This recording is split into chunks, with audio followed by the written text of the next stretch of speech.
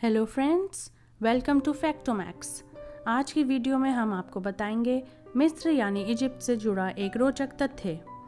Egypt सदियों से ही रहस्य का विषय रहा है, चाहे वहाँ के पिरामिड की बात करें या वहाँ पर रखे हुए हजारों साल से मृत शरीरों की, जिन्हें आप मम्मी के नाम से जानते हैं। तो कैसे होता था मरने के बाद आत्माओं का दूसरी दुनिया में जाने का फैसला? चलिए जानते हैं। मरने के बाद आत्माओं का दूसरी दुनिया में जाने का सफ़र बहुत ही लंबा और खतरों से भरा होता था। मरने के पश्चात आत्मा को एक लंबा सफ़र तय करना पड़ता, जो कि कई दरवाज़ों से होकर गुजरता। आत्माओं को अपने फैसले की जगह पहुंचने के लिए जिन दरवाज़ों से गुजरना पड़ता, वहां पर उनकी रखवाली करते थे बहुत ही खतरनाक राक्षस।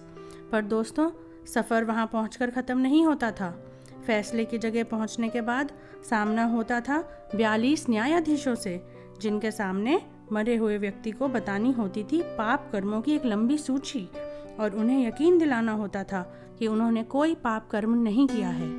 उसके बाद उनके देवता एनुबिस उस व्यक्ति का दिल निकालकर तराजू के एक पलड़े में रखते थे, और दूसरे पलड़े में होता था सच्चाई की देवी मात का पंख।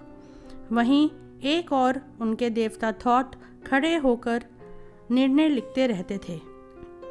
तराजू के एक पलड़े में रखा हुआ दिल अगर दूसरी तरफ रखे सच्चाई की देवी के पंख जैसा हल्का पाया जाता, तो निर्णय होता कि उस व्यक्ति ने सच्चाई और ईमानदारी की जिंदगी जी है और उसे दूसरी दुनिया में अपने पूर्वजों से मिलने की अनुमति दी जाती, यानी उसका सफ़र सफल हुआ।